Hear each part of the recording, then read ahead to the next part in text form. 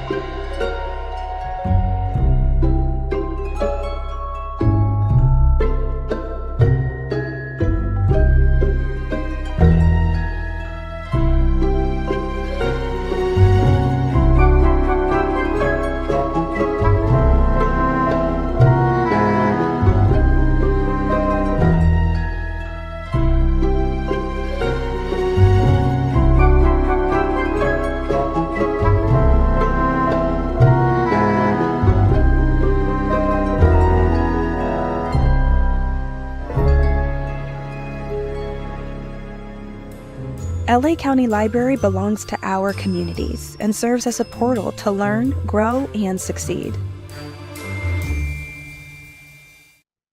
Hello, I'm Christina McTighe. I'm a librarian and program manager here at LA County Library. Tonight, I have the honor of introducing you to tonight's speakers. Leading tonight's conversation is our county librarian and CEO, Skye Patrick. Skye was appointed to her role in 2016. She's responsible for the library's 86 libraries, 15 vehicle mobile fleet, and resources that are used by more than 3.4 million customers across LA County. In addition to helping LA County go fine-free and initiating several other services that break down barriers for our customers, Skye launched the library's I Count Equity Initiative, which ensures library services and programs address the needs of LA County's diverse communities. Under Skye's leadership, LA County Library received the 2013 National Medal for Museum and Library Service, the nation's highest honor given to museums and libraries. Skye continues to reinforce the library's role in the community as a civic and cultural center, a hub for public information and services, and an institution of literacy, access, and belonging. Tonight, Skye will be interviewing celebrity chef and author Edward Lee. A culinary trailblazer and restaurateur, Edward Lee has earned widespread acclaim for his innovative approach to Southern cuisine, blending his Korean heritage with the rich flavors of the American South. He is the author of several best-selling books, including Smoke and Pickles, Recipes and Stories from a New Southern Kitchen, Buttermilk Graffiti, a chef's journey to discover America's new melting pot cuisine, and most recently, Bourbon Land, a spirited love letter to my old Kentucky whiskey with 50 recipes. Lee is also the owner of multiple renowned restaurants, including 610 Magnolia in Louisville, Kentucky, Succotash Prime in Washington, D.C. and Maryland, Nami Modern Korean Steakhouse in Louisville, and Washington, D.C. But his influence extends beyond the kitchen. Lee wrote and starred in the documentary Fermented, and he has also been featured in numerous cooking competitions, including Iron Chef America, Top Chef, and most recently, Netflix's Culinary Class Wars. In 2013, he served as the guest chef for the White House State Dinner with President Biden and South Korean President Yoon. Beyond his work as a chef and media personality, Lee is deeply committed to fostering the next generation of culinary talent through his foundation, the Lee Initiative, which supports diversity, equity, and sustainability in the restaurant industry. Please join me in welcoming the visionary and inspiring Edward Lee. Thank you so much for joining us tonight, Edward. And Skye, we will hand the program over to you. Okay, well, thank you, Christina, for that read-in. As is customary for LA County, we have land acknowledgement. The County of Los Angeles recognizes that we occupy land originally and still inhabited and cared for by the Tongva, Catavian, Serrano, Quiche, and Chumash people. We honor and pay respects to their elders and descendants, past, present, and emerging, as they continue their stewardship of these lands and waters. We acknowledge that settler colonization resulted in land seizure, disease, subjugation, slavery, relocation, broken promises, genocide, and multi-generational trauma. This acknowledgement demonstrates our responsibility and commitment to truth, healing, reconciliation, and to elevate stories, culture, and community of the original inhabitants of Los Angeles County. We are grateful to have the opportunity to live and work on these ancestral lands, and we are dedicated to growing and sustaining relationships with Native peoples and local tribal governments, including, in no particular order, the Fernandino Tatavian Band of Mission Indians, Gabrielino Tongva Indians of California Tribal Council, Gabrielino Tongva San Gabriel Band of Mission Indians, Gabrielino Band of Mission Indians, Quiche Nation, San Manuel Band of Mission Indians, and the San Fernando Band of Mission Indians. Okay, Edward, thank you so much for joining us. How are you doing this evening? Good. Thank you for having me. Yes, we're excited to talk to you and hear all of the detail around your food, your books, and just like, let's dive into it. I'm going to start with this question about, so this is that we sort of orient our audience to you for those who are not aware of you. I want to talk a little bit about your career path and growing up in Canarsie, Brooklyn. I used to live in Brooklyn, so I'm very familiar with that area and that neighborhood. Can you talk a little bit about how Brooklyn really, and Canarsie in specific, really helped sort of like grow your understanding of food and your interest of food? Yeah. Well, first of all, I left Canarsie when I was really young. So didn't really do a lot of investigating in Canarsie, but I do remember, growing up as an immigrant in an immigrant neighborhood. We were exposed to everything from, Indian cuisine to Jamaican cuisine to Italian cuisine to Jewish cuisine. Like everything was there. And when you grow up in that kind of environment, I thought that everyone's backyard looked like this till I got older. But I think it impacted me in a way that I don't see food in terms of borders, right? So I think food categorized by countries or ethnicities, while it's obviously exists, to me, food is something to be explored and to venture through borders and to kind of seamlessly, connect them. So I think part of, living in such a food kind of diversity childhood that I had, it's like I could eat pizza for lunch, Indian food for dinner, eat a bagel, for breakfast. It doesn't seem unnatural that you can really kind of weave in and out of these different food cultures very easily. And so that just, I don't know, in some ways it led me to sort of understand food as something that is, you know, is meant to be bridged versus something that's like traditional. And I've never been a traditionalist when it comes to food. I think a lot of people will agree with you that, first of all, living in New York at one time, starting your morning with the bagel, your afternoon with the pizza, and then your evening with Indian food and little deli. That's just how the city operates. It's moving from neighborhood to neighborhood. So I think a lot of people can resonate with that. Maybe not in the same way Los Angeles, because you're driving may not have that sort of immediate access to the variety of cultures and foods.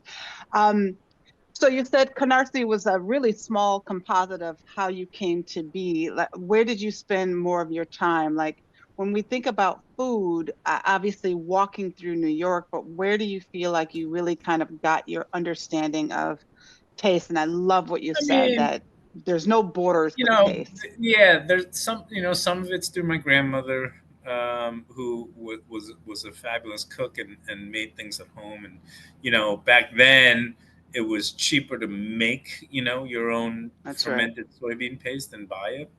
So she made everything. She made kimchi from scratch and, doenjang from scratch. And, I really learned kind of the respect for food through her. Mm-hmm. And obviously all the original flavors that are in my, DNA, I got through her, because all the smells and all the things in her kitchen. And then, growing up in New York, every summer I got jobs working in restaurants, because that's what you did, That's to right. pick up extra pay. Even as a kid, I was delivering food. Then I started working as a busboy, um, and you just pick that up along the way. But I always knew, pretty early on. I don't know. I was probably 11 or 12, and I told my parents I was going to be a chef. So I've always known, Oh, for nice. one reason or another, that this was what I was going to do. Mm-hmm. I don't know why, but it's just something. Even my earliest memories, are all about food. So it's just something that is, I don't know, gets struck by lightning, I guess. Mm-hmm. I like sort of this parallel between food. I liken food to music, Hmm. uh, and art. And so these sort of three disciplines can really sort of have this cross-cultural fusion in a way that's effortless, which kind of brings me to the title of your book, The Buttermilk Graffiti. Let's talk about that a little bit. So you traveled across the country and you've explored cultural history, the evolving American cuisine. You've explored various cultures through food, German food, soul food. I'd love to hear this German food, soul food, Cambodian mixture. Let's talk about it. We should have had this in person, Edward, so we could have a tasting. All right. Um, your book sheds light on these experiences of various immigrant communities. Why do you think it's important to tell the story or to share the story of where food originates from?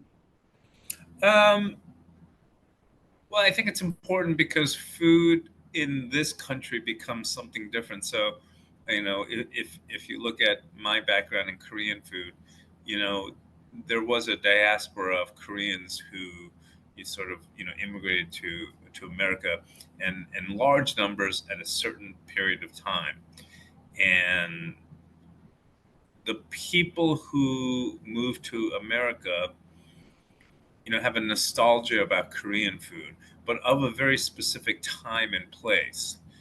Not Korean food in the 20s, not Korean food from the 1800s, and not Korean food from the 1990s, but specifically like that Korean food that was considered traditional, 50s, 60s, 70s.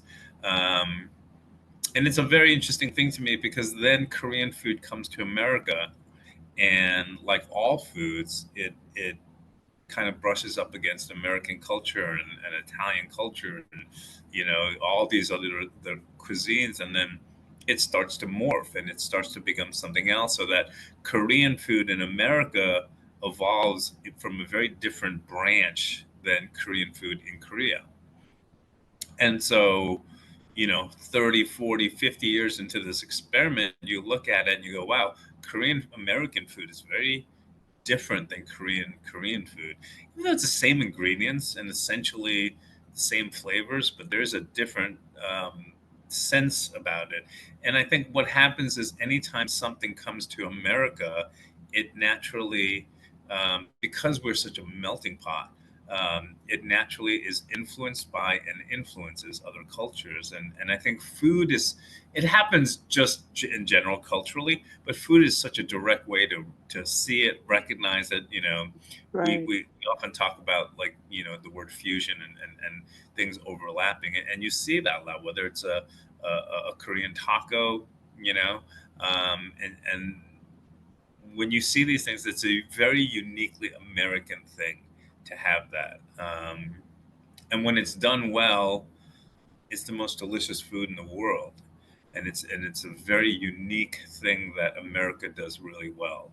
Mm. Adopt flavors from other countries, and then you make it uniquely its own, which becomes, like the bulgogi taco is an American invention. It's not a Korean food. It's not a Mexican food. It's an American food.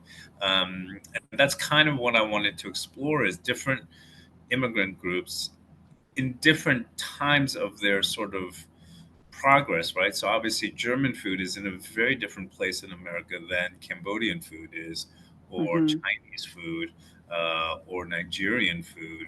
Um, Depending on what era, what decade the immigrants came to America, and what kind of influence and what neighborhoods they landed in, and who their neighbors are. So I just thought that that was a really cool thing to just look at and explore, from, basically the book to me is a snapshot of American cuisine, in that specific time and place, which was, what Hmm. is it, about 5 years ago. And what I got out of it was that truly, I think that, American food is the best food in the world. And it's precisely because we have this incredible, not only do we have the diversity of all these authentic cuisines, but then they kind of mix and match. And it's like putting all these ingredients into a canister and closing the lid and shaking it up. And then what you get out of it is just incredibly original and inventive and new. Edward, do you think so I don't cook, but I love to eat. Yeah. Do you think that you have to really know sort of the spice hierarchy of a particular culture to be able to start doing that sort of fusion, or do you think it's just like, is it science or is it art to do the No, mix? I think it's a combination of both, and some of it happens accidentally, and some of it happens. I mean, obviously, there's so when you have something like this, obviously you have good and bad versions of it, right? The Mine would probably be marked the bad. Yeah. Just want to Well, note. but you have, like, things like whatever. I mean, not to bash anyone, but like you have fast food versions of it, right? Which would say is probably on the lower spectrum of like the food mashup. But then you have really beautiful things where people are taking. I was in Chicago, and the chef there was taking Puerto Rican food and mixing it with Korean flavors, and it Hmm. was so unique, so different, so original, flavor combinations that I'd never had before. Mm. And it's just that wouldn't happen anywhere else but in America. And I think that to me is something that I wanted to celebrate and think about. And it doesn't have, you don't have to be an expert on anything. I think that's the beauty of food. I mean, I know people that can take Korean ingredients and do magic with it, and they've never been to Korea. They don't know. Hmm. I think being a chef, having a sensitive palate, and being a chef, and being someone who's aware of flavor, that's universal. And some people are just wizards at it, and there's, it's not something that you can explain through science. No, uh, I couldn't agree more with that. There's this whole, the concept of the food truck and like, or walking down the street and just like some sort of hole in the wall place that you kind of yeah, happen upon. You have some of the best food of your life, right? yeah, Um, today, especially today, Edward, we're really in a polarized climate, I would say. And we also understand, like I mentioned earlier, food, art, and music, these become sort of universal languages for people. Do you feel like there is an opportunity through cooking or through eating to kind of create this sense of community? Oh yeah, I mean definitely. I think food is a bridge. Food is something that brings people together. Um, we do a lot of dinners where we use food as a vehicle for dialogue, for community, for outreach. It's impossible to hate someone when you're sitting together over a good dinner, and food's not going to solve all the world's problems, but Right. it's a great segue. It's a great start, and I think what I love about food, and listen, we may disagree on certain things, but if we all agree that you know fried chicken is the best meal in the world, um, it's a starting point, and I think food is brings people together in ways that other things don't, Hmm. and that's always been sort of my purpose, I guess, with my platform is to try and use food as a positive tool, um, and to spotlight all the great things that people do with food and all the positivity that happens with food. I'm very privileged to be in this world where I get to make great food and people come. I get to put a smile on people's faces every night, and that's something that I cherish very dearly because it's a wonderful. I have a great job, and I want to keep doing it, and I want to make sure that we preserve this really great space that we have, where we get to celebrate all these cool things. Good to celebrate through food. I love it. I love it. You have let's talk about your next book, or your most recent book, Bourbon Land, a spirited love letter to my old Kentucky whiskey. I was seeing something recently where Beyonce and some other celebrity has started to invest in bourbon. And Yeah, then I saw the owner of Uncle Remus, I think it yeah. is Remus Whiskey, and it just made me chuckle. Let's talk about this. Like, what's the inspiration behind your book, and how did you research it? I'm curious. So I moved to Louisville, Kentucky from New York City. From my Canarsie roots through Manhattan, I moved to Louisville, Kentucky 22 years ago, and Okay. obviously I'm not from there. And I thought, well, this is a cool place, and I like bourbon, but I'll stay for 6 months, maybe a year, and go back to New York and resume my career. And I don't know, I just fell in love with the place. I fell in love 20 with the years. people. Yeah. Yeah, 20 years. I met my wife. I had my kid there, opened multiple restaurants there, and I found a community there. And, and listen, as a Korean Brooklyn born kid, like an unlikely community. But I found something there that was really special, and that I found my culinary voice there. Mm, Found my calling. So it's a very, very special place to me. And I've been drinking bourbon and cooking with bourbon for the last 2 decades in a way that most people probably haven't. Um, mm-hmm. and in those 20 years, something happened, which was that bourbon became this global phenomenon.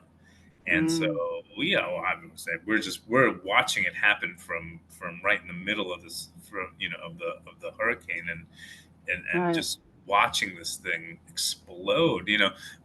Most people don't realize, like, bourbon almost went extinct. I mean, there was a time in the '80s when everyone was drinking cosmopolitans and gin and tonics, Oh, um, yeah, you're right. You're right. bourbon, and it's a tradition that's over 200 years old, and it almost went extinct because there was Mm-hmm. no profit, no one was drinking it. And to be there, and I've always been sort of a bourbon enthusiast, and when I moved to Louisville, I became really sort of entrenched in the culture, and then to see it just skyrocket like that and catch fire was just an incredible thing to witness. But it put Kentucky on the map. It put Louisville on the map in many Certainly ways. did. My restaurants Mm-hmm. tremendously, just riding this wave. And so we thought, well, you know, be a good idea to do a bourbon cookbook right now. And Well, I well, wanted to Edward, do. what came first? Was it the skyrocketing or the sort of reinvention of bourbon, or was it the food who brought people back to bourbon, do you think? Well, I think it's a little of both. I mean, the chefs in Louisville, Kentucky, certainly we've been cooking with bourbon for a long time and a lot longer than even I have been doing. Okay. And you know, the cult. It's funny because we think of bourbon as a drink or a cocktail or whatever. Right. In Kentucky, bourbon's a lifestyle. It's not just a drink. I mean, we live it and breathe it, and everyone knows someone that works at a distillery. There's always bourbon in someone's house, and everyone's cracking open a bottle of bourbon here and there. So it's really it's different to be in there, and so I wanted to celebrate this. There's multiple reasons why I wrote this book. First of all, it's my personal book about my bourbon journey, right? I'm not a What's really important that I always stress is that I'm not writing this book as an expert who is lecturing you about bourbon. There are plenty of books like that. What I wanted to do is take a journey through bourbon and take the reader along with me as I also discover things about it. So it's really a book about discovery and learning and the fascination of bourbon. So like an homage to bourbon, right? Yeah, but it's a personal journey, and I wanted to do something that was very creative, that was very personal. I wanted to tell my story about bourbon. It's very opinionated. It has recipes, but the recipes are different from what you're going to find in any bourbon cookbook. But the other thing about it that's really important for me is that as bourbon has become more popular, the industry and the bourbon industry has, spread to all 50 states pretty much. And, so a little, primer, bourbon can be made anywhere in the U.S., not just in Kentucky. But I wanted to. I was going to ask you that. Okay. Yeah, I wanted to plant a flag for Kentucky bourbon. I wanted to write a love letter to this place that I've been living in for 20 years that has just really, been so wonderful to me. And I wanted to really, as bourbon becomes more popular, we shouldn't forget that it was invented and perfected and beloved in Kentucky.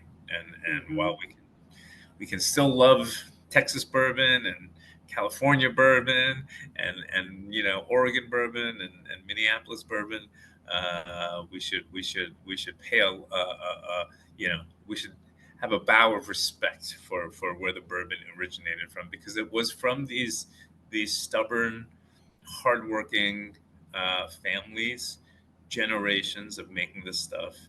And had they given up on this industry when the bourbon industry was not making any money at all, we wouldn't have a bourbon industry to celebrate right now. And right now, bourbon is the thing that is, it's captured the global imagination, not just around the country, but around the globe.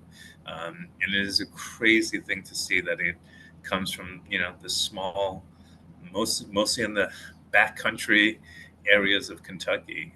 But this tradition has survived so many, near fatal occurrences to still be alive today, and to now watch this renaissance of bourbon happen is fantastic.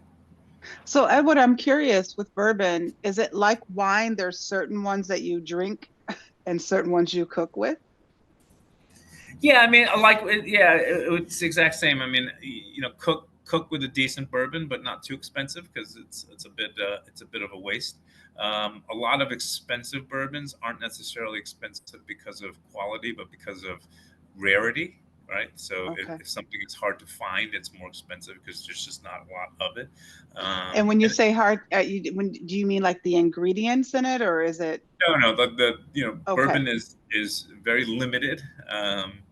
If anyone out there knows about how to there is a massive bourbon shortage in the country right now, and there's a lot of bottles that are coveted, and things that used to sell for like $50 a bottle can go for thousands of dollars a bottle now. So don't cook with that. Cook with a good, $28 to $35 bottle of bourbon, and be just fine. Well, I'm interested in this fried halloumi cheese with spiced bourbon honey, personally, which is in his cookbook for those who are listening. And again, I am kicking myself for not doing this in person. Next time. Let's talk about some of your competition. So you competed on Netflix South Korean cooking competition show called Culinary Class Wars. Yeah. And you competed in the Iron Chef America and Top Chef. You've been everywhere. And of course, all of these shows, you show your connection to your cultural roots. How do you think this experience differs? Let me ask that again. How did this experience differ from other television appearances? I also understand you cooked for the White House at some point in time. Yeah, I mean, everything is different, and every experience, every production. I've done everything from documentaries to big productions. You just try and stay true to who you are and the message that you want to send out. I don't, as a slightly older chef, I don't really do competition shows anymore. But it was really important when they reached out to do the show in Korea. Is a very important show for Korea, and it was the biggest production that Korea has ever put out.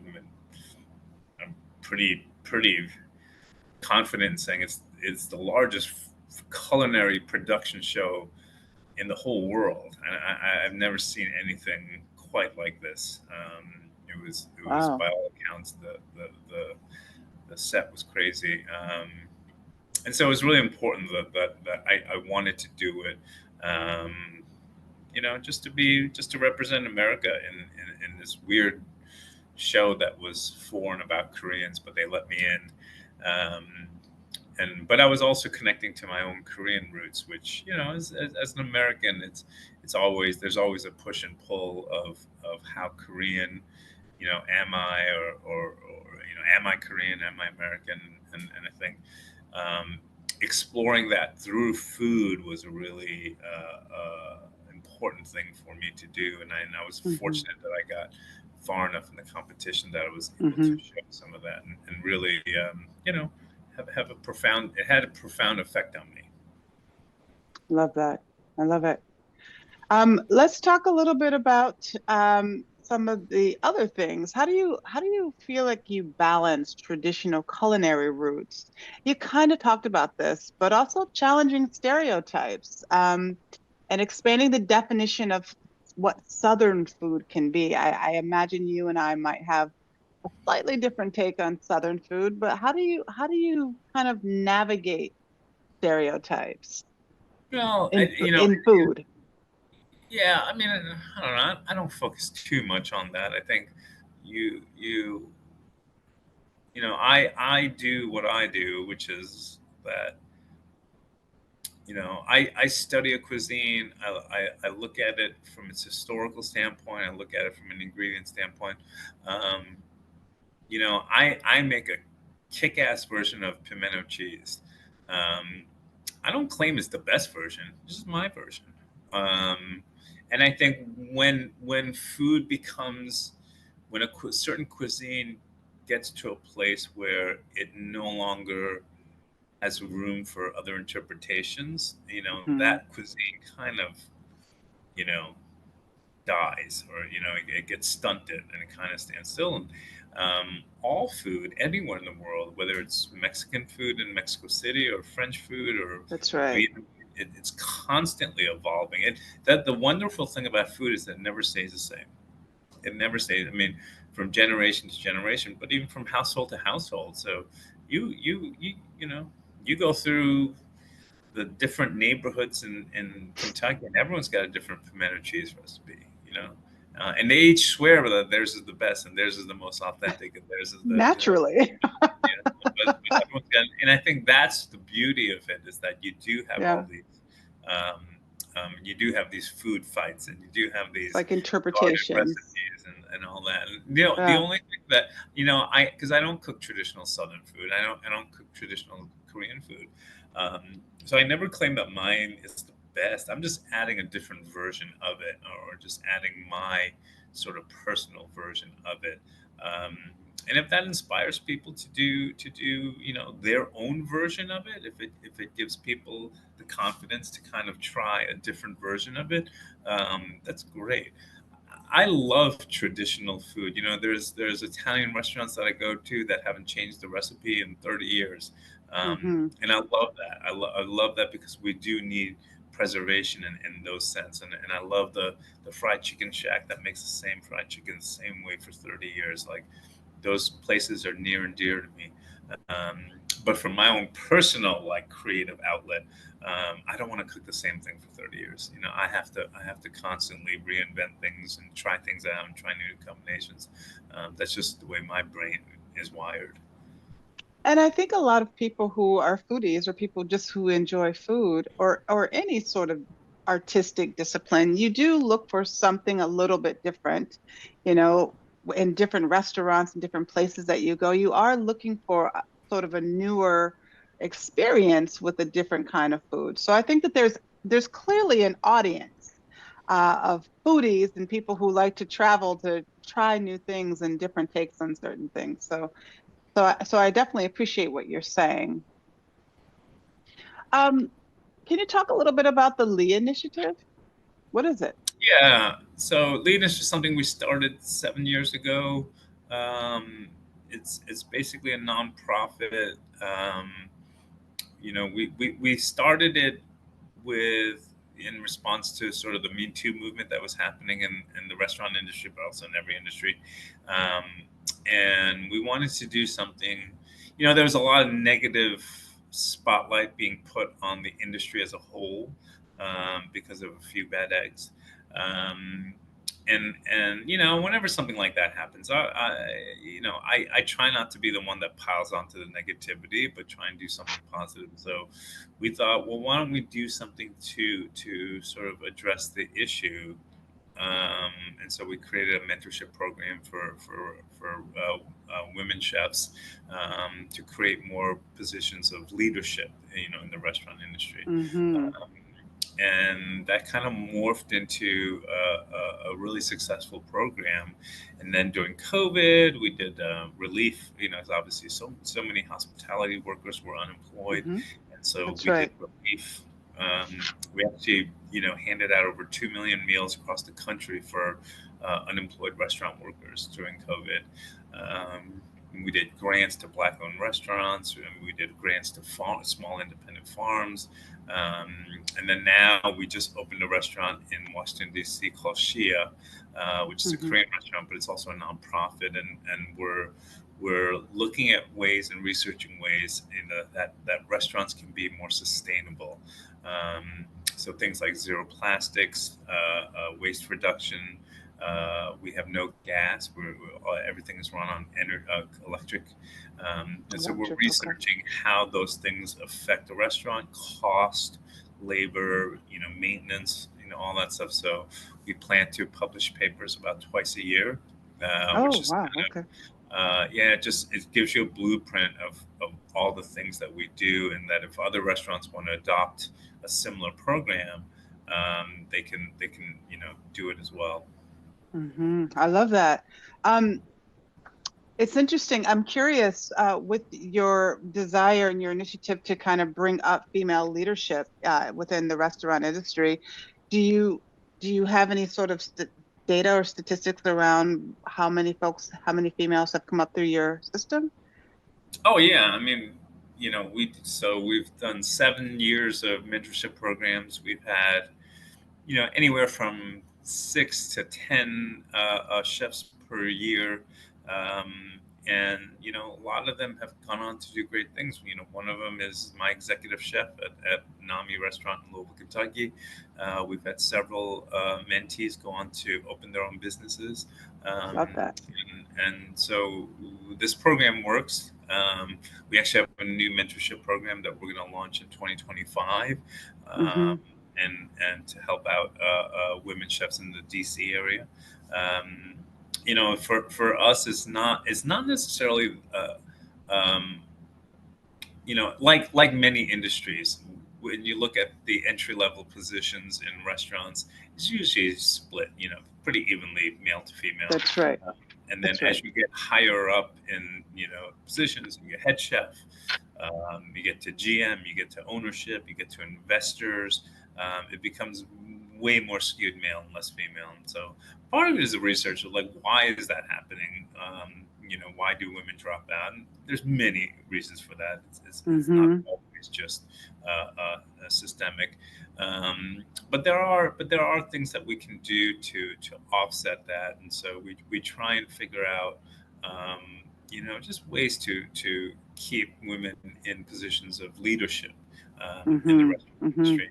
And we're a small nonprofit, and we do, but we've seen differences even in our small sort of narrow scope that we've been doing.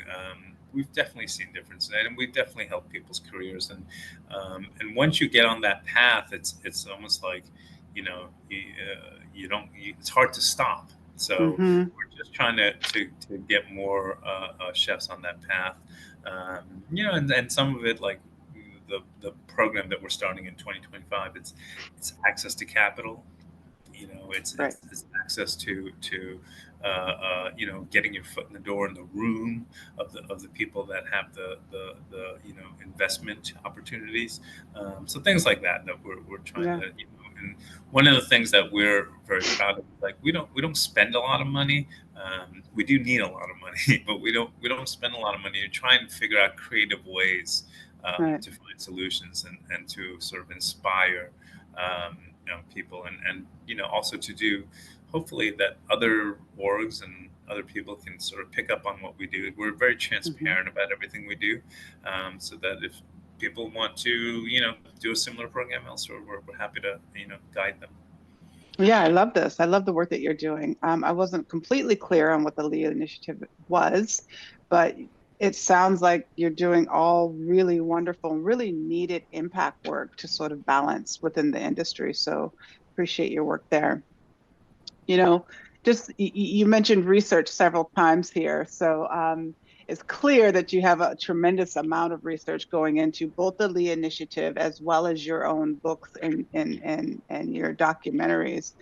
I'm just curious if there's been any sort of intersection with libraries with your research needs. Yeah, a lot of the world is on the is in the internet right now. Yes, But indeed. even it's very interesting. Even with the bourbon book, there was a set of old bourbon journals, or Mm-hmm. magazine that was published in the late 1800s in Louisville, Kentucky, and Right.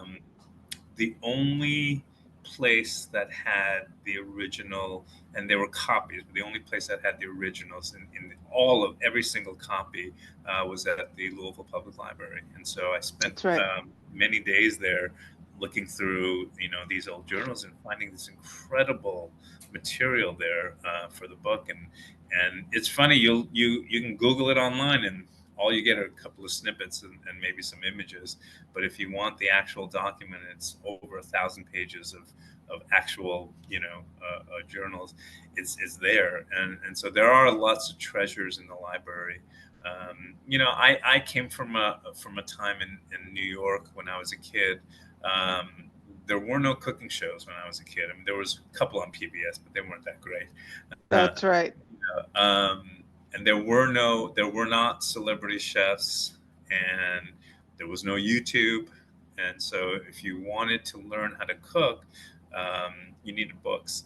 And we came from a very working class family.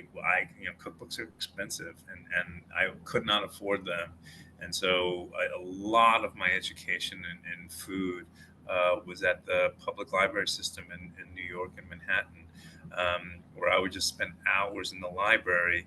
And I remember there was I don't know if they were free, but they were cheap. But I would photocopy like entire cookbooks. That's Um, right. and take them home with me and those books, I mean, they were invaluable to my starting career as a chef. I honestly don't think I could have, because before I got my first job in the kitchen, I had to prove to them that I had at least some knowledge of cooking, and I got them from books. And so I don't know if I would have even gotten my first job in the kitchen had it not been for all the books that I read at the library. Well, I love hearing that. Shout out to New York Public Library. Shout out to Louisville Public Library. These are all my colleagues. Lee Birchfield, we're looking at you in Louisville. Um, let's talk a little bit about this season. So it is upon us, the holiday season. What does that look like for you and your family in terms of food? I don't know, my fam. For me, it's busy. Chefs are busiest during the holiday season. We basically work our buns off, and we do our holidays in January. That's after everything else is Yeah, done. my family's kind of used to it by now, but we And do. I so mean, are your restaurants just like overflowing? Are you doing special a lot orders? of You're pride doing for that. catering? Yeah. We always take time out to do Thanksgiving dinner, but we'll usually go on a trip in January or something.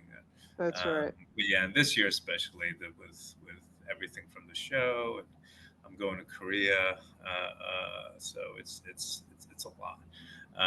But yeah, I mean, it's a great time of year. But yeah, from now until about January 2nd, I just put my head down and crank That's it right. out. Just get her done.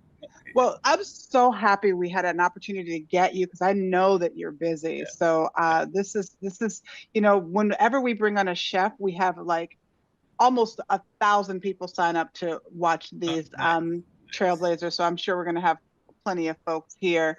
You kind of touched on this one, Edward, with your Lee initiative, but do you have any advice for people who are interested in pursuing the culinary career or becoming a culinary artist? It's the culinary world is very different from what it was 30 years ago when I started. It's changed a lot, and so I don't honestly don't know what kids are doing these days.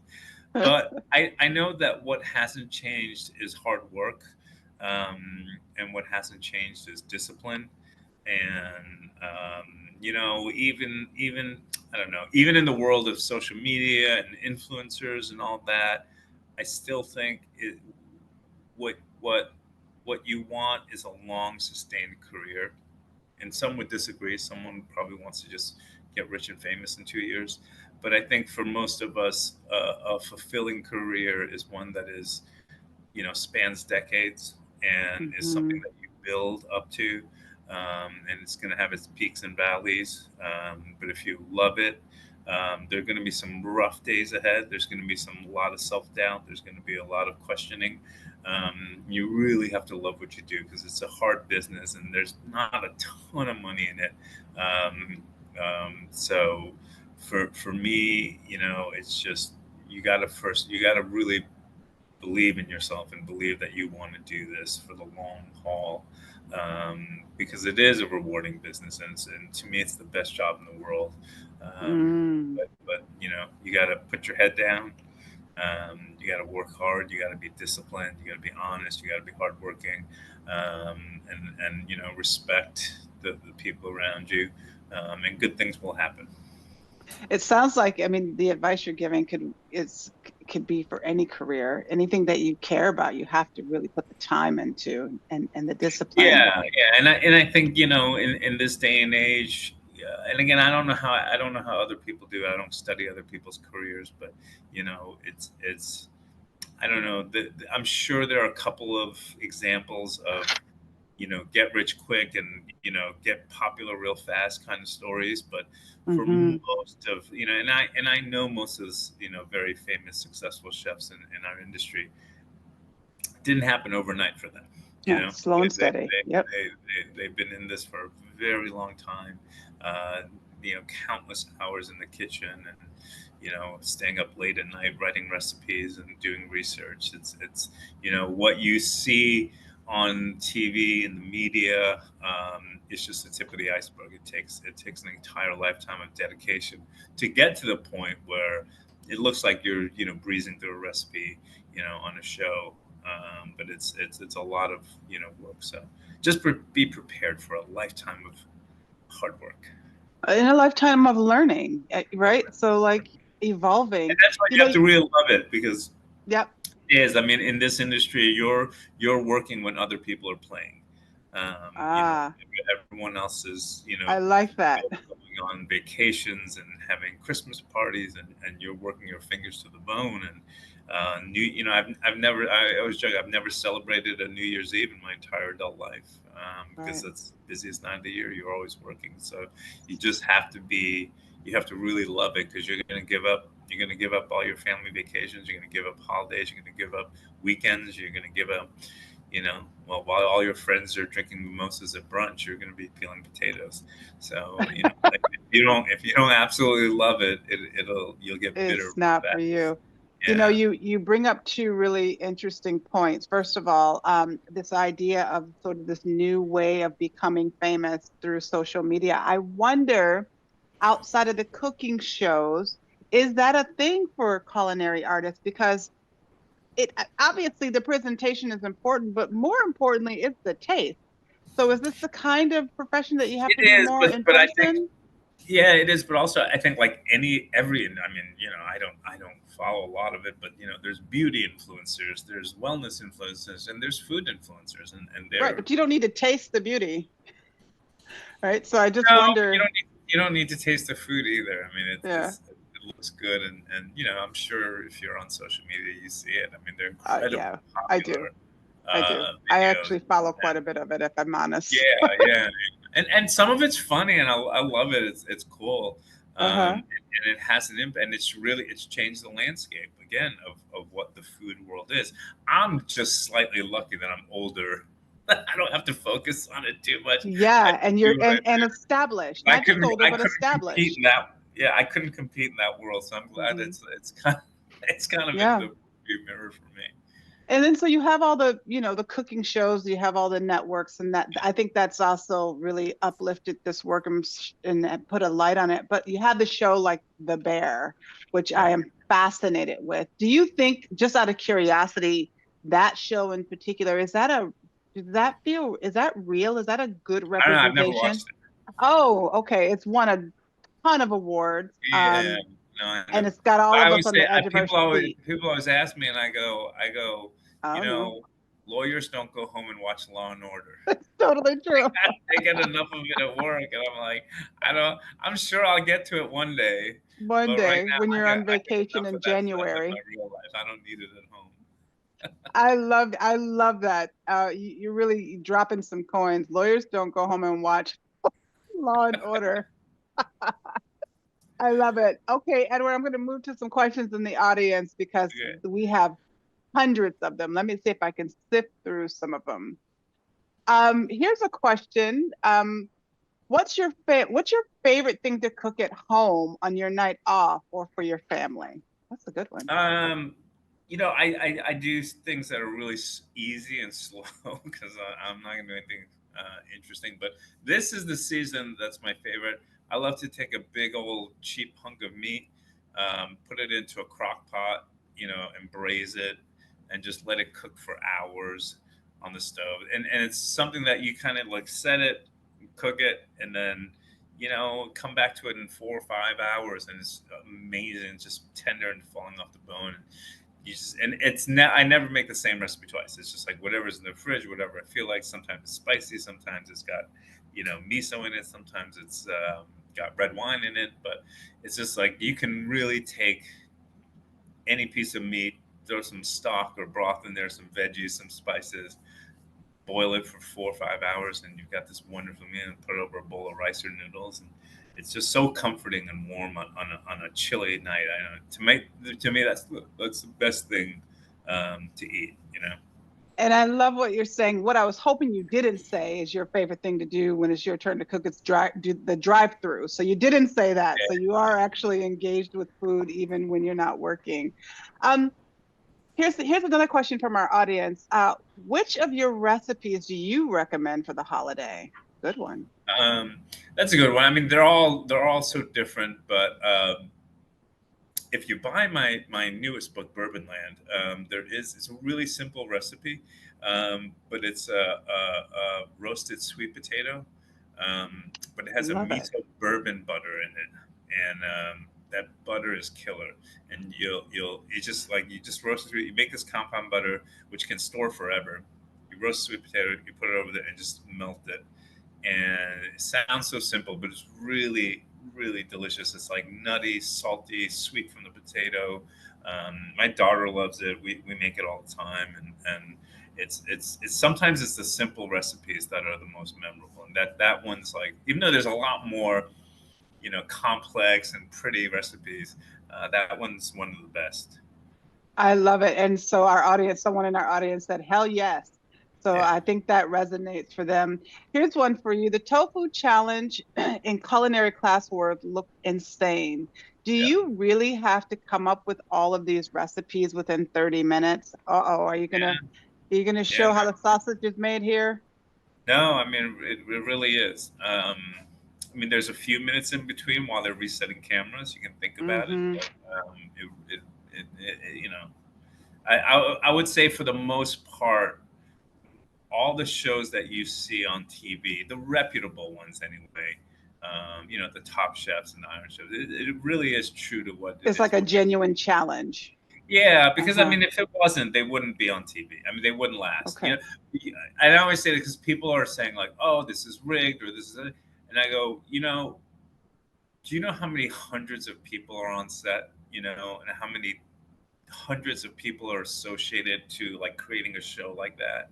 Mm-hmm. If they weren't completely above board and it wasn't real, it would leak constantly. You would see it. Mm-hmm. Someone would be like, look, it's impossible to rig something on that level, on that big of a stage with so many people watching. And it's but that's what people always say. Oh, is it real? Is it big? I go, you have to be there and see what it is and experience it. And it's I don't know, all the sore muscles and the cuts in my fingers and the bruises say it's real. All the stress, all the gray hair from the stress. Yeah, it happened. It really did happen. Yeah. I love it. A couple more questions here for you. I'm really curious, and here's another one from our audience. So I'm going to do a twofer. What's your favorite Korean dish, and what's your favorite Southern dish? No, that's nice. Well, I'll start with the Southern dish because that's easy. It's fried chicken, and it's fried Sounds chicken. right. It could be from a gas station, or it could be from a high-end restaurant, or it could be leftovers in like. There's just no bad version of fried chicken. It's like pizza. Like there's better one. They're like really good, but there's no bad pizza. There's no bad fried chicken. I love it. So that's the easy one. With Korean food, there's a dish called bibimbap, which is like a cold buckwheat noodle, and the noodle is really chewy. And some people like can't bite into it because it's so chewy. And it's served in this cold beef broth with this spicy sauce to it, and it is something that in every culture there's dishes. Like every culture has a dumpling. Every culture has a pasta. Right. And it's just one of those Korean dishes that I don't find any equivalent in any other culture. Like it is very uniquely Korean, the flavor, the texture, the cold, like having a cold noodle like that is just something that's so unique. And it's my favorite thing. Every time I go to Korea, I have to eat like bowls and bowls of it. I love it. I'm gonna leave you with one question. If I could have my team drop the links to his books in this chat for people who'd like to see those or check them out, or of course naturally purchase them. But if you can't, then of course we have them here at the library. Here's our last question for you. So I'm curious. So you're an artist, that's clear.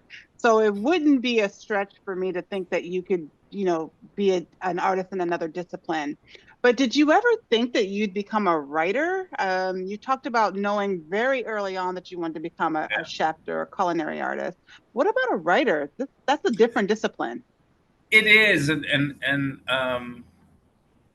so I have two passions in my world is writing and cooking. And it was very interesting because I was a literature major in college, and I kind of wanted to do some writing post college, but and I was kind of at a crossroads. I was working in restaurants, but I also wanted to write. And I kind of what did it for me when I was younger was that writing was a very lonely vocation, and obviously it requires you being in a room by yourself for hours and hours at a time. And at that time in my life, I just didn't want to do that. I was in my early 20s, and like most young people, I want to be surrounded by people and social. Yeah, and I want to be social. It's great because now that I'm older, I don't like people anymore, so I just want to be older and I can do that. You so me both, Edward. That's not true. I still love people, but I know, I'm kidding. I feel like I shelved the writing thing for a long time. Yeah. Now I always did write. I always keep journals. I always wrote articles. Even for small like gardening magazines, I would write articles for just to keep my writing. It's like any muscle. So throughout before even I published books, I was publishing a lot of small little things just to know that I could still do it. And then when the first book, Smoke and Pickles, came out, I was talking to my publisher, Artisan Books, and they were like, most chefs will almost every chef will hire a ghostwriter to write their cookbook. Right. And I said, no, I want to write my own cookbook. And they were like, no, you don't. Chefs don't do that. You don't.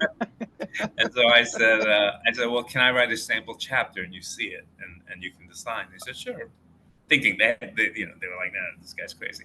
But I did, and they liked it, and they were like, oh, okay, like you know how to write. And I was like, yeah, it's like something that I do. So, and ever since then, they've had such faith in me. They believed in me. They've given me such free license, and it's been a joy to be able to not only write cookbooks, but like write Buttermilk Graffiti, like a book of essays and other projects, and just to be able to come full circle back to this other passion that I have for writing.